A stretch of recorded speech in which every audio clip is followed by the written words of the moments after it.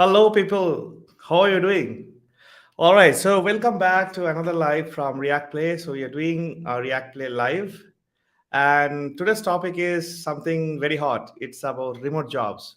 I keep getting a lot of DMs. I keep getting a lot of messages saying that how we get prepared for remote jobs. What is remote job? How to get into that?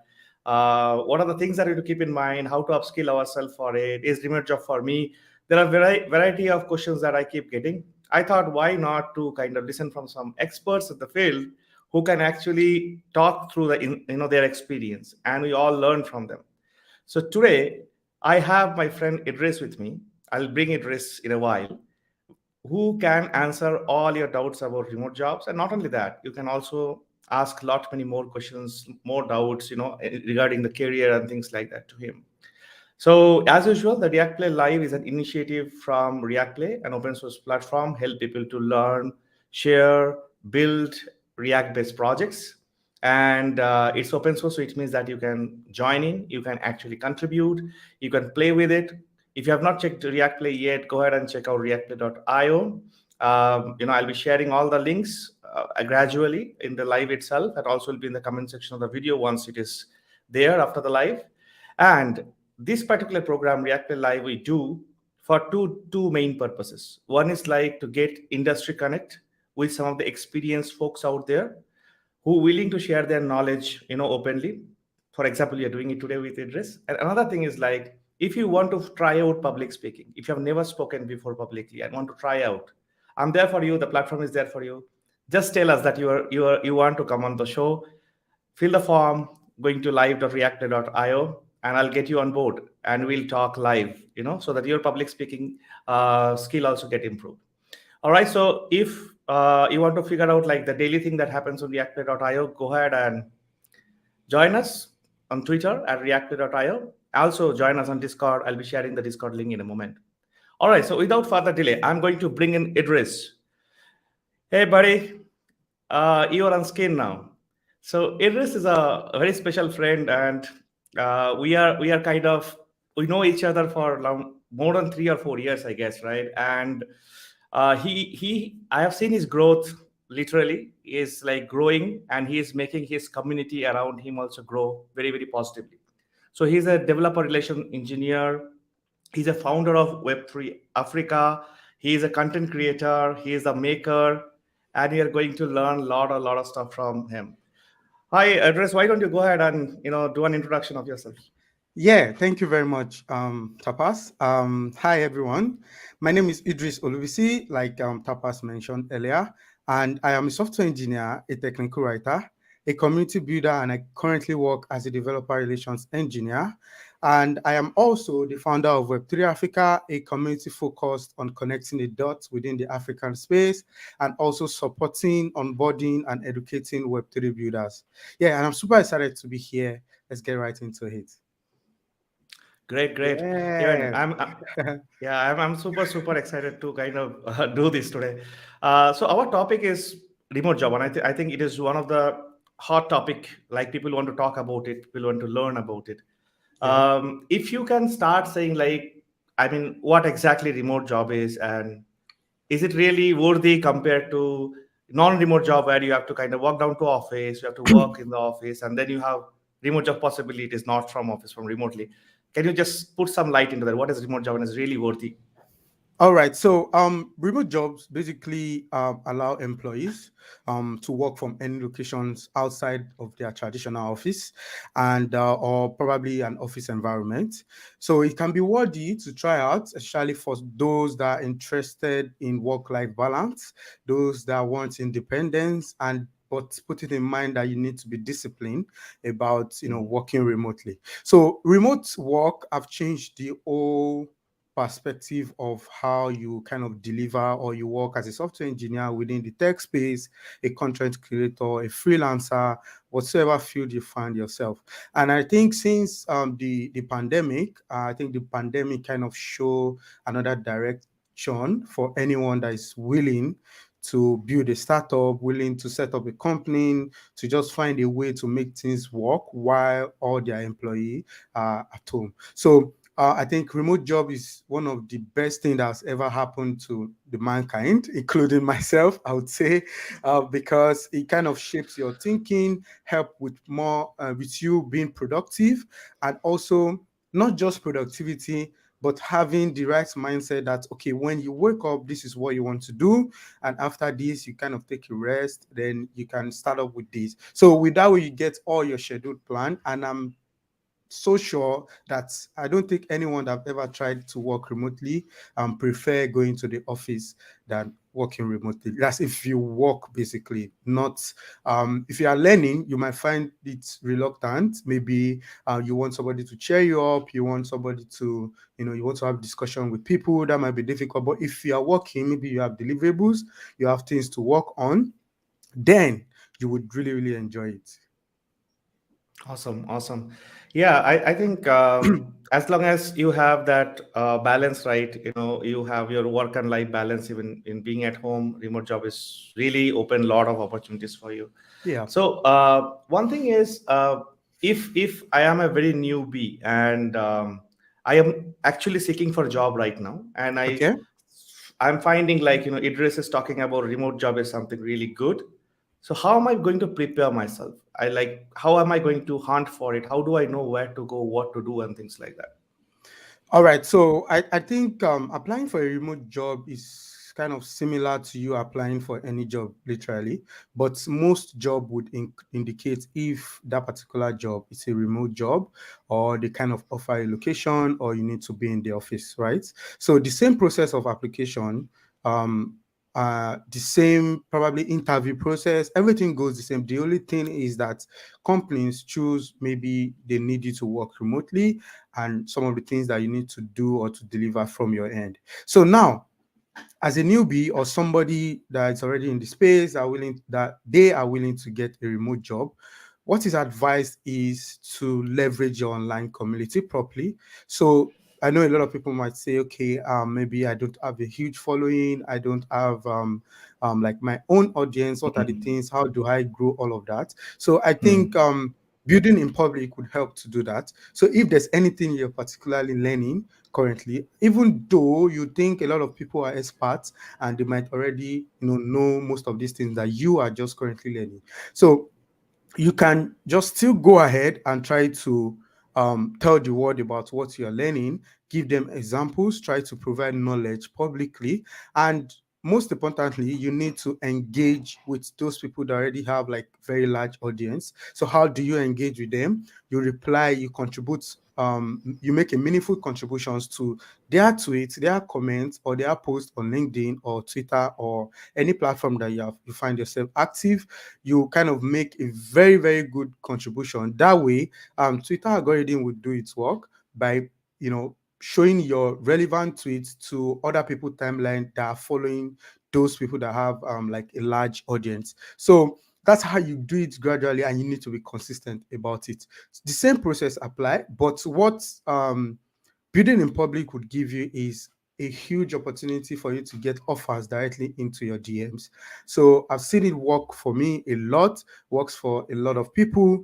And so I best believe that this would also work for anyone that is interested or looking forward to, get land a remote role. So now a remote role could be a full-time role, could be a part-time role, could be of course, freelance is also kind of part-time or a contract role. Please don't have the mindset that whatsoever opportunity you are looking for must be a full-time role.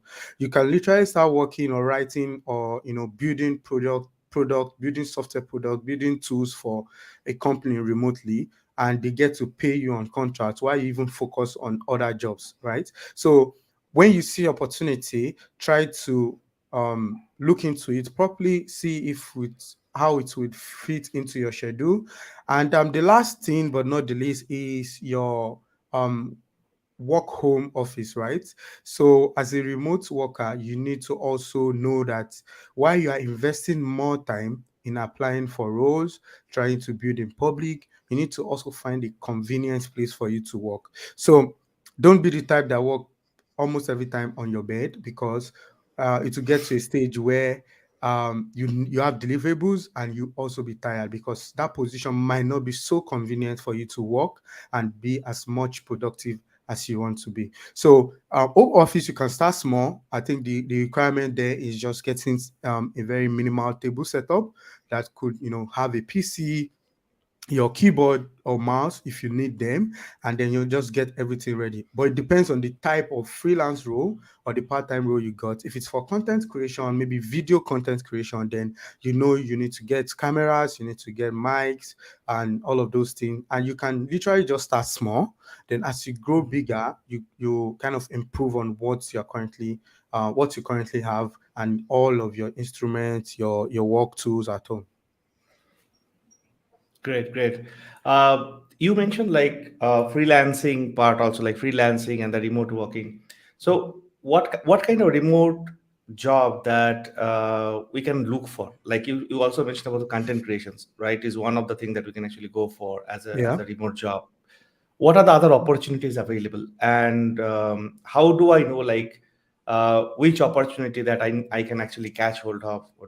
I'm not sure. Like I know content creation, things like that, but what are the other Yeah. opportunities that we can actually go for? Yeah, so we have other opportunities like community management, social media manager. We also have Hmm. opportunities like full-time technical writer. Of course, it's part of content creation, but we can have the video part and also the written part.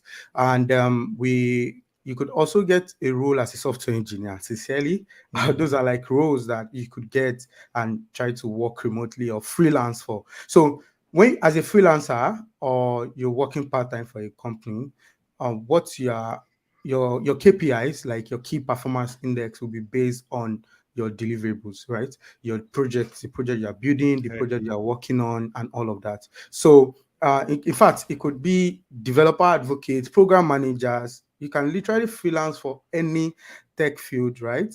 But the main thing is, are you actually delivering? Because no matter how you work remotely, there will be like weekly sync, there will be a lot of sync between you and your employer, so that way to just keep the project going and get feedback and iterate on the next steps. So I would say almost about 90% of the tech field we have in IT right now, you can literally be outsourced, and you can actually be a freelance to it, unless Mm. there are some specific roles. For example, like um, maybe networking roles, uh, dealing with like A plus, N plus, dealing with hardwares. So those ones might not require you to work remotely. You might need to go on site for system setup, maintenance, and all of that. So, but I think that's like one out of 1,000 roles that we have in tech.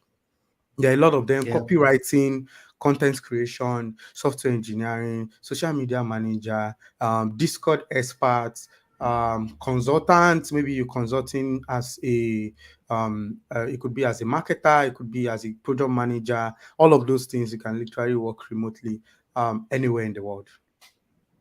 Yeah, yeah, there are a lot of opportunities. But one Exactly. thing I feel Idris is like if I'm seeking a job, remote job, basically, social media can play a very important role, I guess. Like we have Twitter, we Yes. have LinkedIn and things like that, Showcase Yeah. and all other places.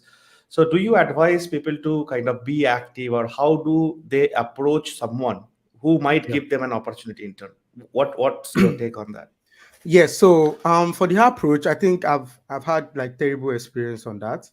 So I've seen a lot of people try to approach me saying, "Hey, they are learning this and that. Can you give me a job?" So I find Mhm. myself in a case where I don't have a job to give you, but why are you sending me? Why is it that the first message you sent me was for me to give you a job or a role, which is terribly bad? So you see, I try as much as possible. I try my best to respond to those kind of email, saying that, hey, if I find any opportunity, just keep it locked, like stay tuned with my timeline. I might end up sharing it, right? So that's like a very bad approach to, just message somebody randomly. So there are some few hacks that I've used and like a lot of people shared in the past, which has to do with you trying to go go natural with whosoever you think you want to connect with. So how you can follow them, on LinkedIn, Twitter, or whatever. When they make posts, try to engage with those posts. Try to be try to familiarize, let them be familiar with your handle Mm. first, or your profile picture, or whatsoever. Engage with it naturally, contribute. If you don't have any meaningful contribution, you can help with retweet or repost or whatsoever, and just move on. So gradually you will start getting like a few attention from the person. Maybe the person likes your response, or kind of respond to one of your tweets or your one of your reply. Then you can now extend by reaching out to them via DM. So you're not reaching out to them to give you a job, please. You're reaching out to them to connect. You could just drop a message like, hey, how you doing? I love what you're doing within the community. I just wanted to say hi, to connect with you, if you don't mind. So there are two ways to it. You might not get a feedback, or you might get a feedback saying, oh, it's glad connecting with you. Let's keep in touch, right? Or you might not get a feedback and it's just remain there, right? So just gradually doing that would help. Sometimes those people would have a role they could refer, and they can just tweet it. And so this is your Yeah. best time to now respond. So if the code said, or if the tweet says, DM me, then you can now DM with your resume, with your CV, and then proceed with any conversation.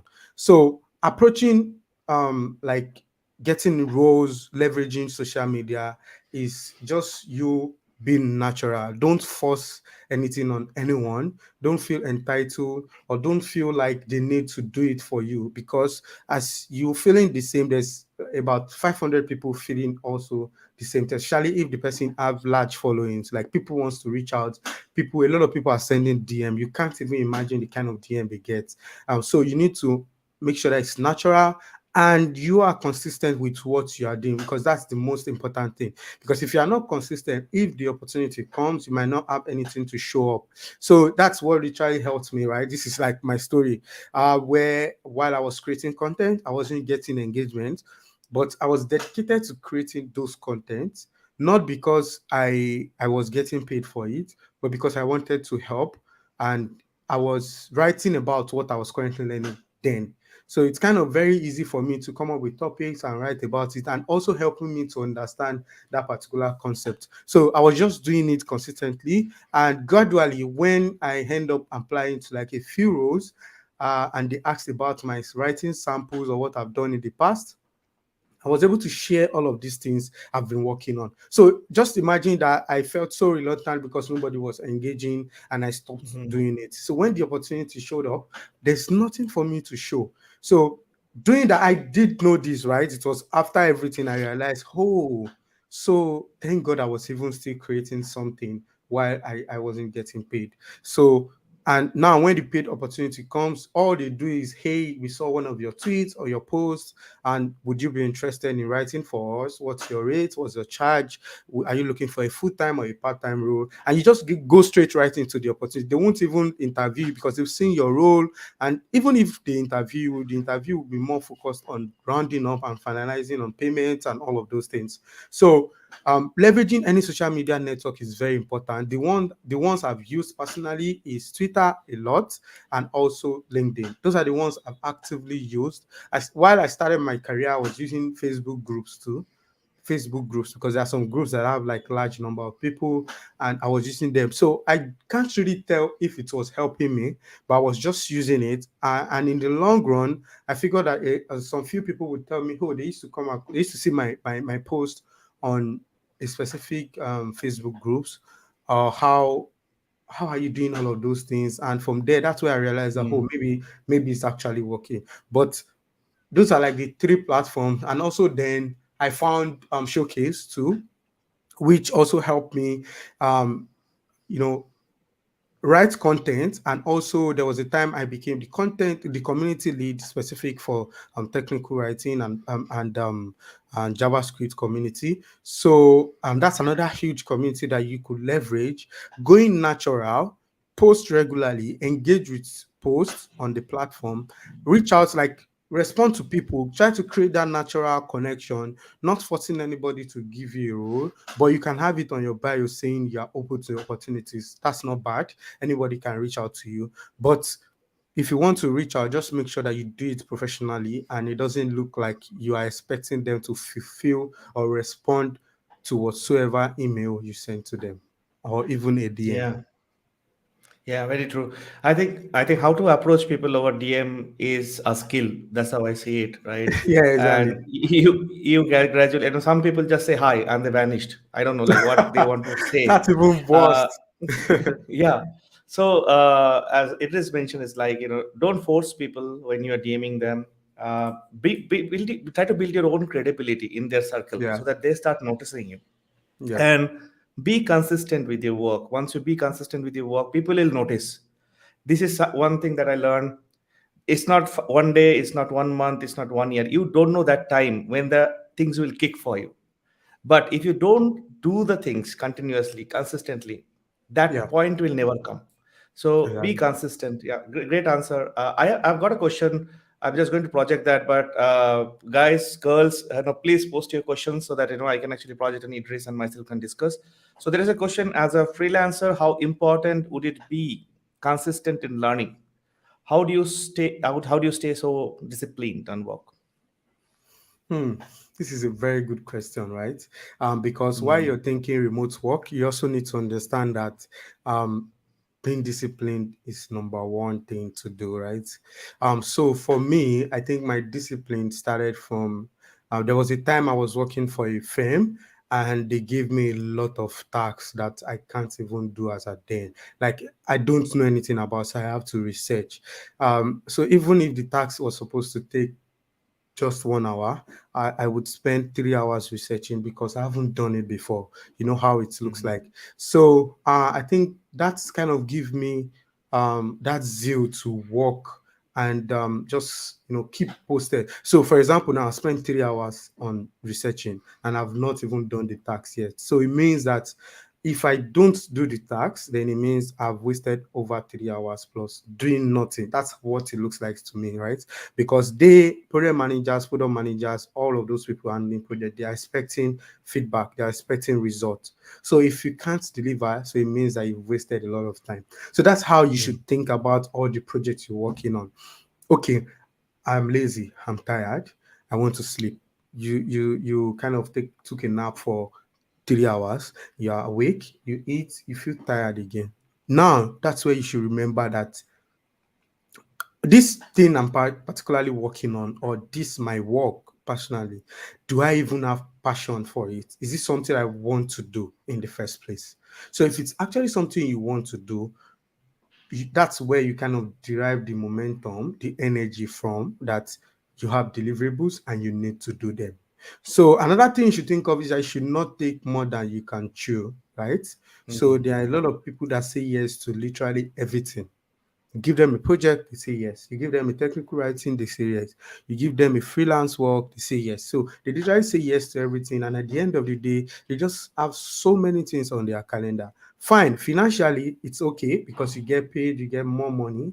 But think health wise, think like what if you want to rest? Can you rest? Because there are some roles, there are some jobs that you will take that would literally take all your calendar. Even to rest, even to sleep would be so difficult because you need to do them. So these are things you should think of in the first place, and I think those would probably help you to be disciplined. And you can also use, okay, I think I've tried this approach before and it worked. You can use like a timer. I think some people build like Pomodoro timer. mm, There are a few relevant tools online. I can't really recall their names right now that you could set. And what they do is they kind of remind you to stand up and take a break. They remind you you need to walk. This is working hour. They remind you you should have your rest now and come back in 2 hours. So but if you don't have the app or don't have access to the app, this is what I did before I found the app. I set an alarm on my phone, right? My phone is always right in front of me. So I try to set an alarm and I kind of give like 3 hours, 30 minutes break, 2 hours, 30 minutes break, then like a long break, like 2 hours, then another 3 hours. So if you calculate this thing, I usually start my day around 9 a.m. every morning. And so if you try to calculate this 3 hours straight from 9 to 12, 30 minutes break, by one, latest by one, you're back on your seat. You do 2 hours again. By three, you take 30 minutes break. By 4, you're back on your seat. Then you do 2 hours again, which is literally going to end by 6, and then you take a long break here, maybe till 9 p.m. So I'm used to not sleeping early, right? So I could work literally up to 1 a.m., especially if I have like delivery boost. But that's kind of bad for health, health wise is bad.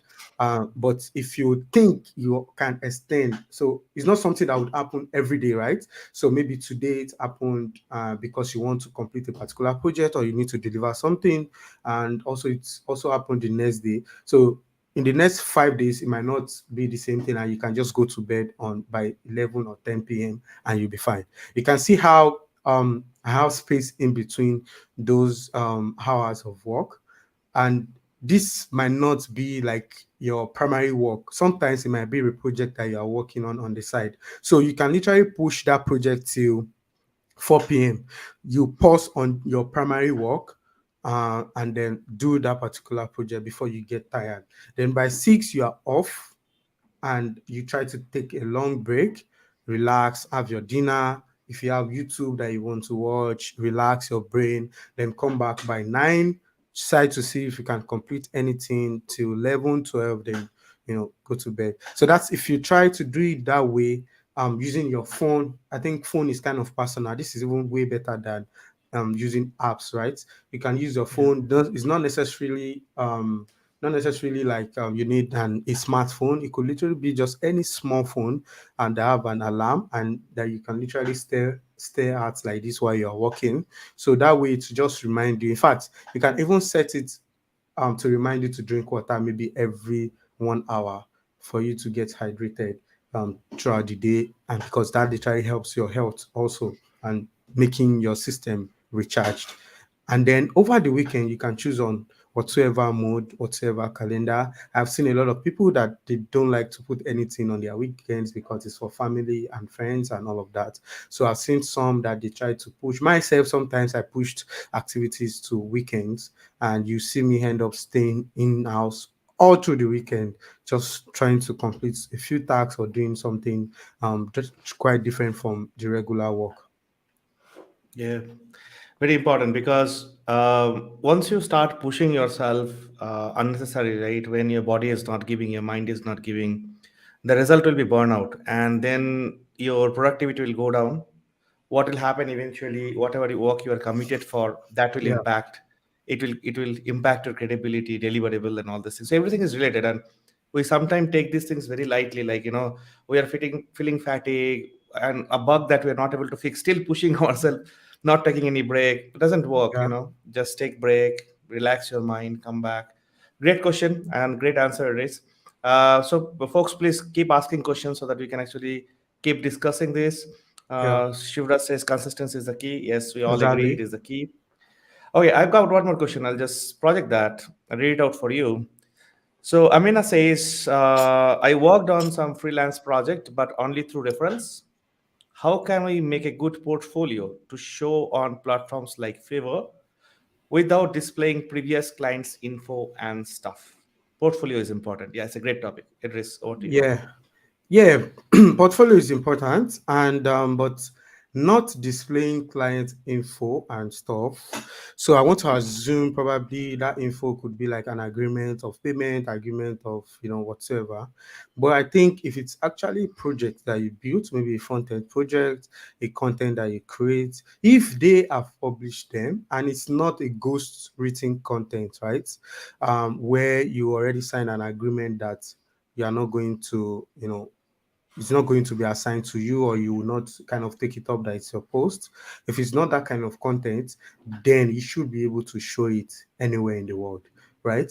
And but if it's a project, maybe a website, a design that you worked on, and after working on it, it's live, and there's no such agreement that says that it should not go public with your name, then I think you are free to put it up. Because one thing you should remember is that those clients, it's based on two things. It's either they saw one of your work before they gave you the new work, or they assume they kind of took a risk that, okay, based on what you told them, and they would, just try you out. And at the end of the day, you did your best and it worked, right? You also need to think of potential clients also that haven't worked with you, but they would like to see what you have done in the past. So, as a freelancer, even if it's one or two projects you've done in the past, there's nothing to be shy about or to feel shameful of showing to the public, because everyone that has like 10,000 works they've done, or 2,000 or 3,000, they started from somewhere.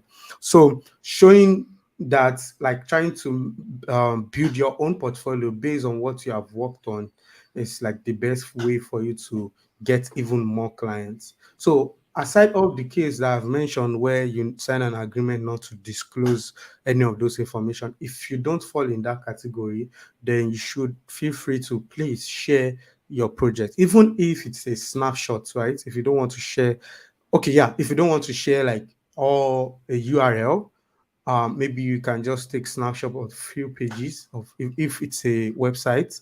If it's a design, you can just show like 2 3 pages, and then just put it out there, let them know you worked on it, and be open to discuss even more for any other project. Yeah, I think it's important to showcase any kind of project that you have Yeah. worked on, because that's going to bring you more work. Unless otherwise there is a clause that you should not kind of take their name or should not show. You should do that. I would suggest like always keep your GitHub profile very very credible. You know, make sure your private project, your side hustles are very well projected there. Not only projects, even if you have written content, the link of the content, your social presence, everything is there on GitHub. And this is very very important, because I think the traditional days of A4 resume is kind of going away. Rather, Yeah. folks are more looking into the practical experience that you have. So that's why bring with GitHub. We were discussing about, Idris was talking about Showcase, where he was a community lead.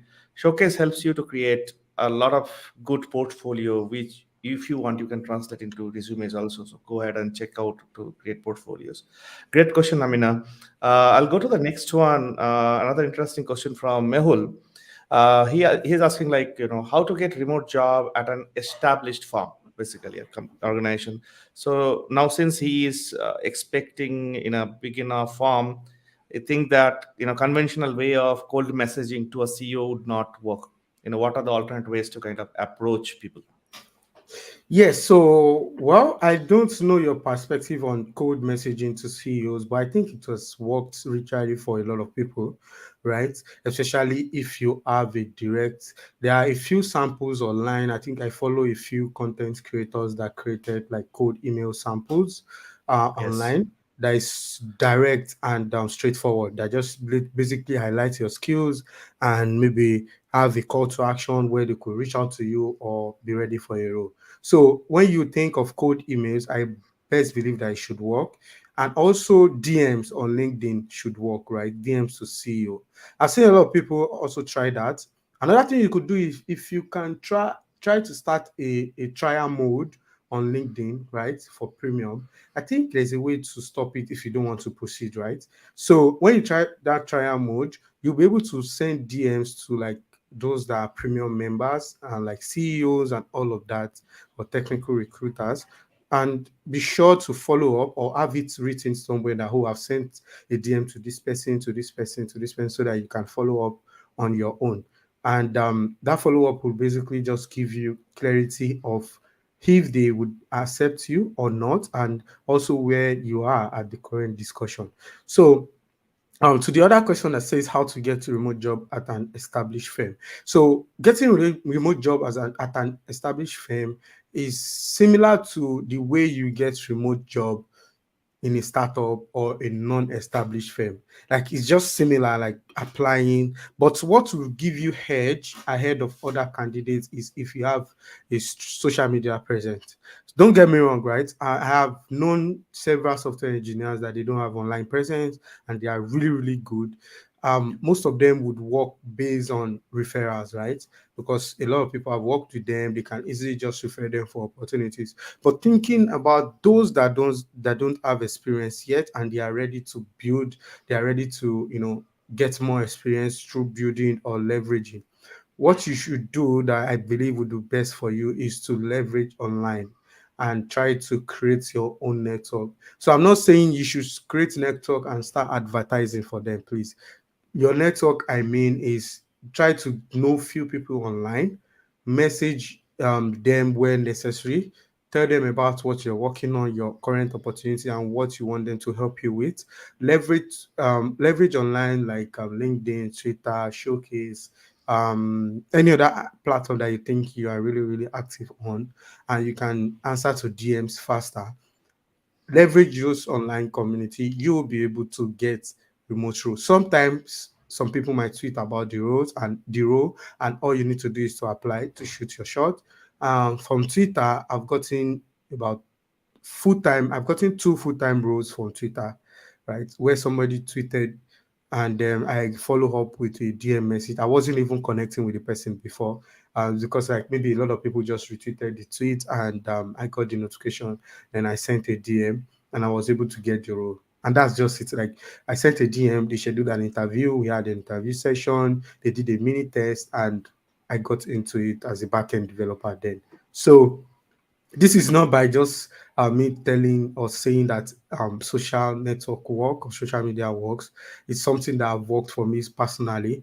And aside the full-time role, I've also got an opportunity for content creation, technical writing directly from those that are hiring. And they just helped me skip the process of application, and we just went straight into discussing about mode of delivery and contracts like direct. So leveraging those platforms will help you if you don't already have like the network in the outside world. You don't know people, you don't know anybody, you don't have friends that know like friends, all of those kind of connections you see. Just please focus on yourself. Try to help people as much as possible within the online community, because those are the people that will end up referring you for opportunities. Those are the people that will feel connected with you, because they already know you online. So even if you meet out in the outside world, they know that, oh, this person is my friend, and they would even forget that it was online you guys met, and the relationship can even go deeper than what you expect. Cool, cool. Nice. Okay, so the next question is from Rakshita, where the question is how to get React remote jobs and how to negotiate compensations when working out of country remotely. Yeah, the first part on the React remote jobs, I can say one place where you can go, you can join React Play Discord. There is a jobs channel where people keep posting a lot of jobs which are related to React. So if something is interested, please go and start the discussions. That is kind of I'm seeing is going, but there are definitely other places, and Idris, you might want to take it up. In the meantime, I'll paste the Discord link in Yeah. the public channel. Yeah. Yes, so I think Discord is very important because those most of the roles there are just live and direct where you could apply, and there are other platforms that you can leverage on. I think depending on region, but globally you could leverage on Indeed. You could leverage on. There's a platform called Startup.jobs. There's a platform called WeWorkRemotely.com. There's a platform called there are a lot of them actually. These ones are the ones I know I've tried, and I've seen quite a number of people get roles, especially React roles or JavaScript roles as a front-end developer or a back-end developer. So if you want to negotiate compensation, you need to first think of, like, what I normally do is to think of the average salary for that particular role. But don't get it wrong. Sometimes the average salary might not be correct, right? Or sometimes the Mm. average salary might be slightly higher than what it actually is in real life, right? So because it works for some people does not mean it will work for you, because most of the salary are based off locations, right?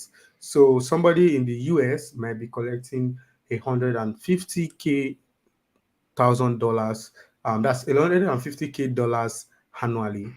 And you, with the same experience, the same role, you might be getting 100,000 USD annually. I think most of those roles are based off locations.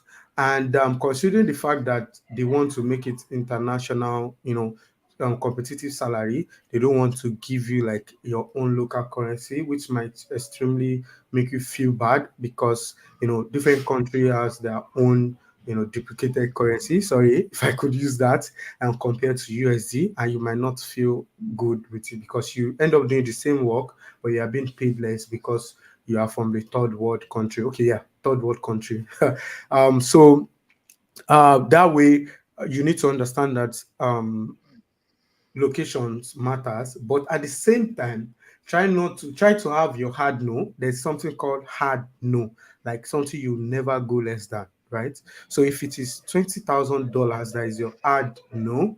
You can give range between don't just give range from your $20,000 directly. Give range like 35,000 upward. Then doing negotiation, if they can provide such, then you can negotiate to something like around 25 to 30, because you already know in your mind that anything less than 20 is hard no for you.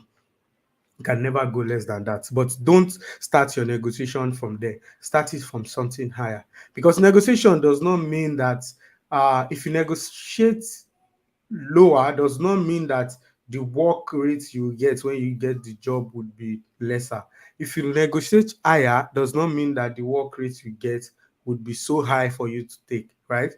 That's one thing you need to have in mind, because recruiters, they also have their own KPIs. So their KPIs is mainly to negotiate employee very well. Yeah. So they are also trying to achieve their own goal by trying to negotiate properly. So you should also, any figure you give, most times you should push it to them, saying that they should tell you what their budget is, because you don't have a rate, right? But if they insist that they also don't have a budget for that particular role, then you can go ahead and give them a range. Don't just give them a single figure. Give them a range. Let them give you feedback. So if they can work with it, they will tell you. If they would not, they will tell you. Because when you get to that stage of discussing about funds, it means that probably you've scaled through the whole interview process, and now you need to talk about fund. And one thing, there's a little hack also. Within when you start interview process, they might ask you what your salary range look like. Please, I always try to dodge that question. Do you know why? Because there are two things to it.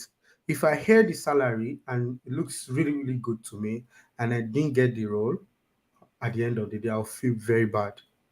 That's one. So I don't want to hear the salary. Don't tell me, right? Even though I've made my research, I know the average salary, but don't tell me. Two is that if you mention the salary at the very beginning, it might just kick you out of the opportunity, right? Say, for example, you mentioned 80,000 USD annually, and the plan they had was 70,000. That's the highest they could pay. You said 80,000 and you make it clear that you are not going, it's not negotiable. So they don't have any choice than to just let you go. Meanwhile, 70,000 can still work for you well if you think it through, right? Personally, if it's left to you to think through the whole thing, 70,000 might be okay. So those are like the two reasons I try as much as possible to just respond to whoever is asking you about the range, that your range is flexible, and when we get to the stage, you like to discuss it, but there's no problem about it. Follow through the interview if you have the mind, if you have the time, and when you get to, I best believe that once you dodge it in the very first one, they will allow you to focus on the interview. Then, if you are lucky or you are deemed fit enough, the interview discussion would the compensation discussion would now come after your interview process, when you have scaled through. Like, you are in that stage where maybe you are just three candidates left that scaled through. So you're in that stage that, okay, tell us your amount, let's hire you. So you are no longer in the stage where you are, they are still doubting about your skills or something like that. You've already maybe did the coding test or did the interview or whatever they did, they gave to you earlier on. So you're in that stage where they just want to hear from you. They will just go back to their own finance team, check if it would work for them, then come back to you and say, hey, this would work, this would not work, this would not work, right? So try that's like a hack. I feel it might work for you, it might work for you, right? And also, this is not limited to React role. It could be any software development role, it could be content creation role, it could be anything literally, unless maybe technical content that is not full-time role.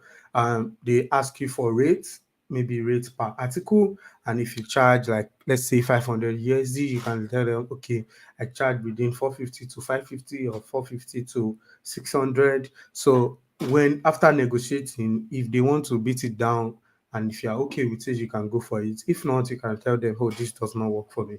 Those ones are based on like individual content or project. But when it's full-time, try as much as possible to dodge it. And when I mean dodge it, like let them know you're flexible and you're open to negotiation when the time comes, right? Yeah, I remember an incident when I started technical writing as a paid technical writing. The money that was offered to me was pretty less, and I came to know probably after writing a couple of articles for the client, and then I spoke to someone whose work I have seen, and who's also writing for a client. I saw this way different. That person was getting almost 450 USD, and I was Wow. writing article for 150, Wow. so it's like 300 USD difference. So I kind of started putting my price accordingly higher, and what I discovered is like I was in the wrong foot. I was actually doing work for much lesser price. So one advice I would give is like always talk to people who have experience in setting price for freelancing, setting price for things like that, because you will get a guess like how much actually they are earning, and people how much actually paying for that kind of role, that kind of experience, and you based out your expectation accordingly, right? You don't Yeah. be like in the blank for a longer time, right? Yes, exactly. Great discussion. Yeah. So I'll take this question. This is interesting. Should a fresher in tech industry work remotely or work in an office? All right. So it said a fresher in the industry. I want to think it's a newbie you're referring to, right? So okay, let me just use based on my own experience. I think that's the best that I could do. When I started Mm. out in tech generally, I got opportunity to work as an intern, learning, working with C sharp and within the .NET technology, and it wasn't a remote work, right? So I need to go to the office every day, Monday to Friday, 9 to 5. In fact, it's 9 to 6, and it's really really stressful, right? So but I think it's only the opportunity that could determine whether it's remotely or not remotely. So if you are a fresher and you see opportunity to go to the office, please do, right? Because remember that you have a long way to go and it's your own career. Just well, what you should consider is if the compensation can take care of all your expenses, right? Maybe you need to book a ride every day to and fro, or hop in a train or public transport or whatsoever, and try to calculate the funds that will take you from day 1 to day 30, remove it from your salary. Try to also think that, okay, what are some of the funds that you need to use to take care of yourself, and can you get like at least some savings from it? Try to put in the calculation. If it works for you, then please do it, because as a newbie in tech, you don't want to lose opportunities, and at the same time you don't want being remotely or going to office to define your opportunity, right? When you start going to that office, you get more experience. It doesn't stop you from applying to another role. That's what you should know. That when you start, now the other role you're applying for, they won't see you as a newbie anymore. They'll see you as a software Mm. developer or a content creator, because you're already under somebody else's umbrella and you are doing that same role. So it means that one, they are not seeing you as an intern again. Two, they are seeing you as somebody that already have experience. The kind of negotiation they would do would probably be different. Three, you can tell if you don't want to go to the office every time. You can make it hybrid. Maybe you just show up in the office twice a week or thrice a week if you are okay with it. All of those things you can set it right over time.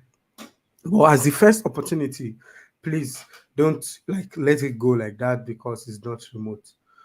And if you are lucky, you might even get a remote role. If you are not, maybe within your local community, that's what you get and that's what is available. And after doing all checking all your expenses, you think you can try, right? To be going every day. Please just take the opportunity and start working. So when you start working, start learning, you can maybe after 6 months or 1 year, you can decide to say, okay, let me start applying for remote roles, right?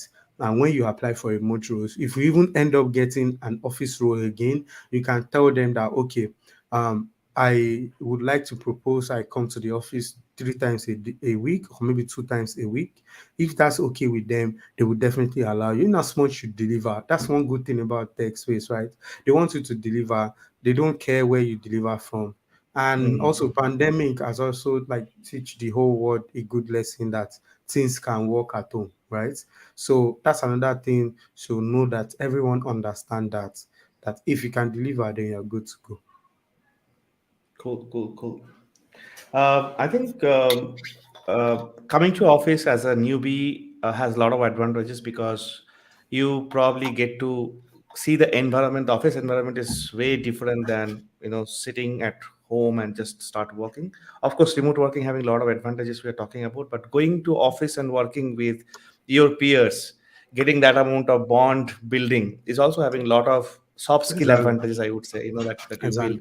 So yeah, as it is was saying, like if all other factors are not really impacting you, you can still relaxedly go to your office place and work it out.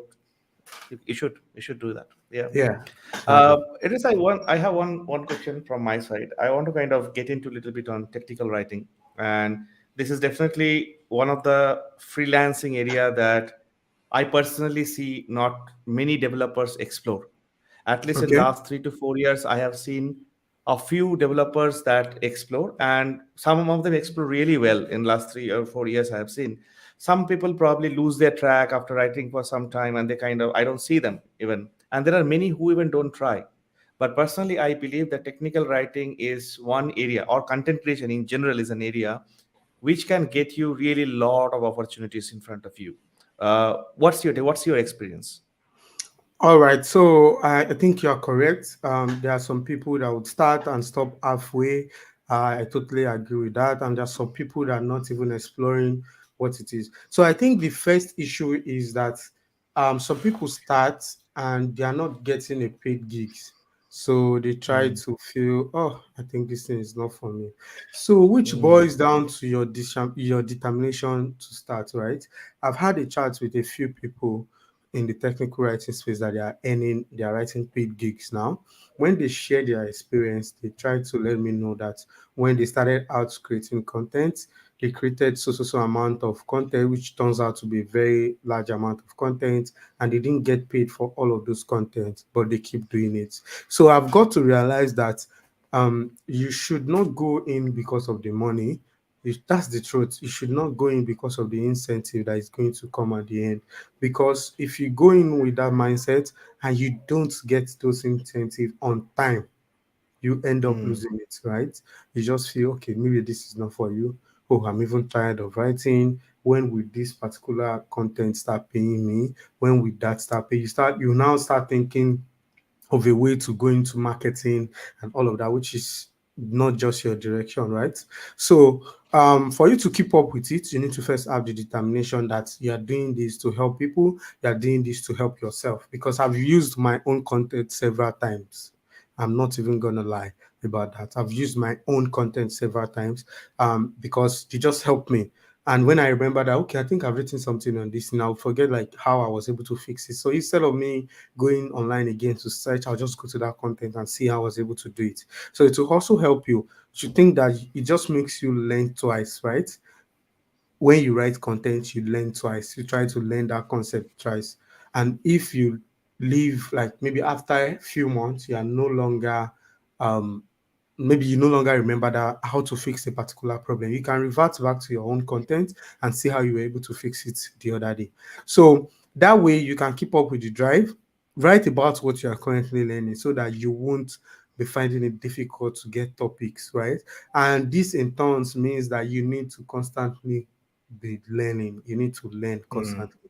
You need to keep learning something. I'm not saying you should learn like something very, very big, in depth, or try to solve one huge problem, but try to make sure that you are learning one thing or the other every day. It could be on Twitter, it could be on your own account, it could be on your content creation, it could be on a code base at your workplace, it could be anything. Just make sure that you are learning. So when you write it to the writing thing would come naturally, and you can also be able to foster the habit for you to keep writing, and that's how your consistency just comes in naturally, and you keep doing it over time. So when the paying opportunity starts coming in, you won't feel tired, and you would acknowledge the fact that, thank God, you've put in a lot of effort and it's gradually paying off, right? So because Yeah. even if you see like a lot of people writing for 3, 4, 5, 6 platform, they didn't start with 3, 4, 5, 6. They start with one client.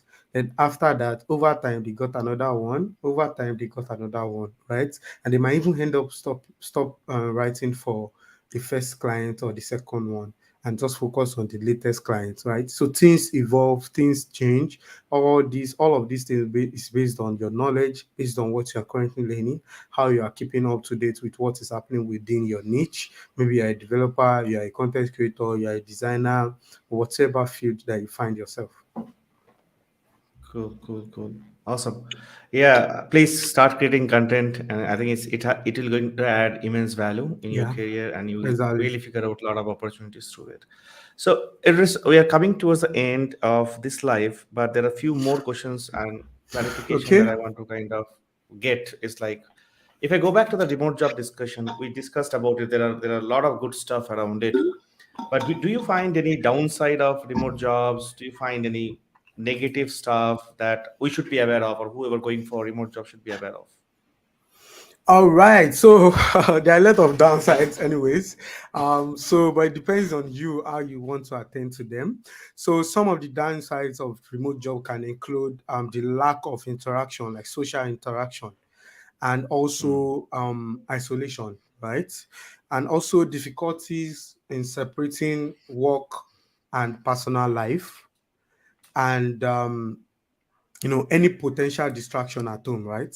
So those are like the downsides of remote work, because you end up being at home alone, working, and if you are not careful, you won't be able to separate your work life and your social life or your personal life, because you end up doing the same thing all over. You're on your decks. If you are not doing a live stream, you are eating. If you are not eating, you are creating content. If you're not creating content, you are on Twitter or you're on YouTube learning. So if you do that kind of cycle for like 6 months, 6 months is even a lot. 3 months, you get really, really bored, and you will be isolated from the outside world, right?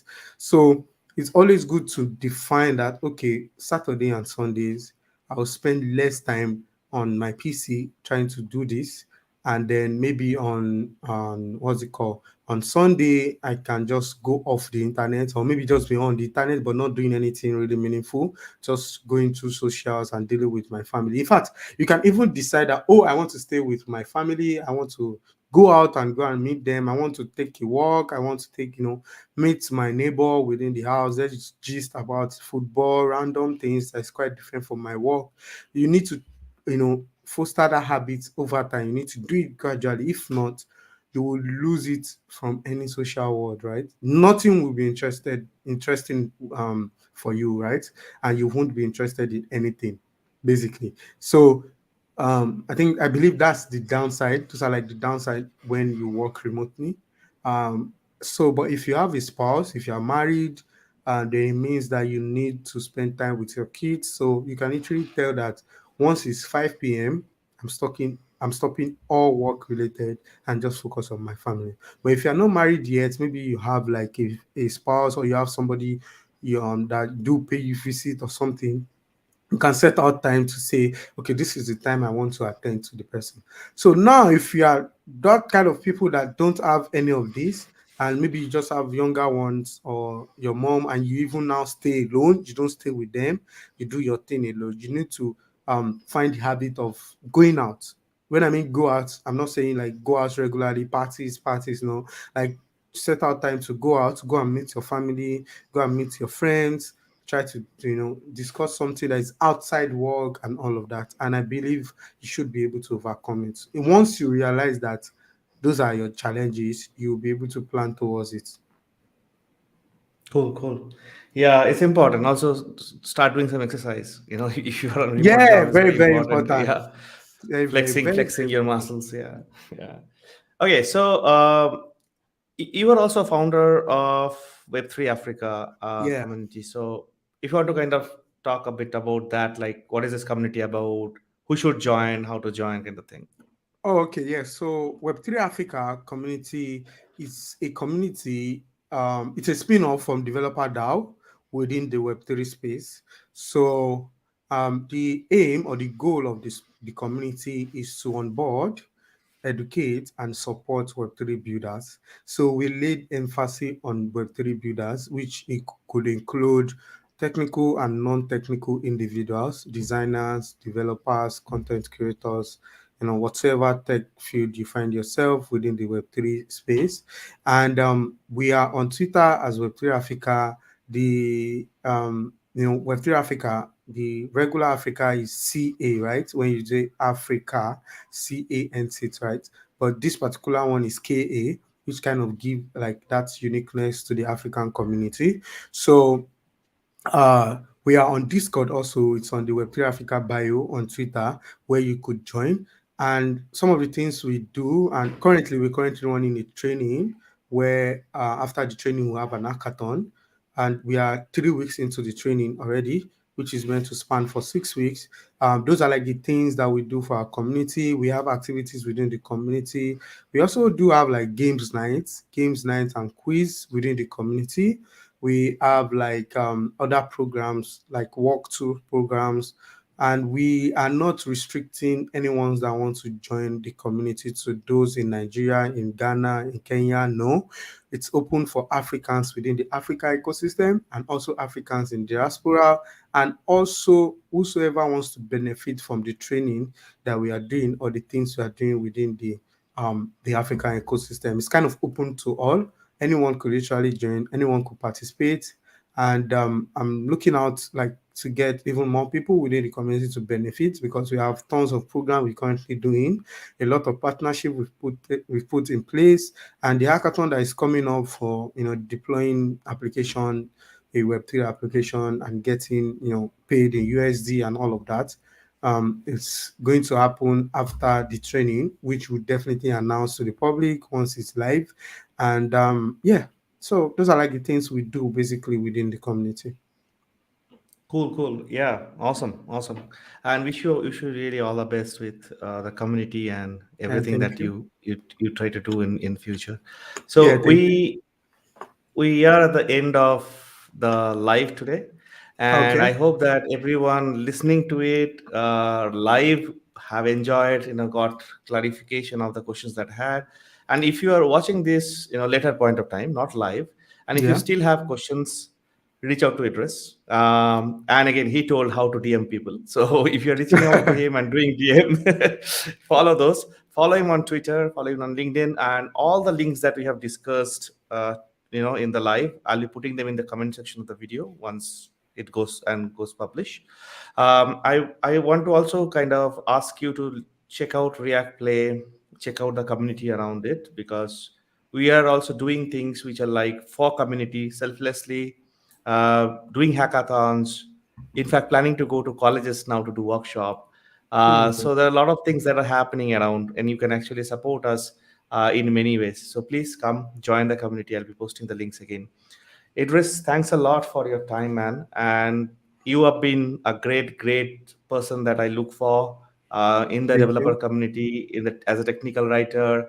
Awesome person, awesome guy. So be how you are and keep helping the community. And thanks for coming for this live. Thank you. And in future, I'll be looking for doing more shows on different Definitely. kind of topics. Definitely. Thank you All so right. much for having me. Thank you, everyone. Thank you. Thanks. Thanks a lot. Bye bye. Take care.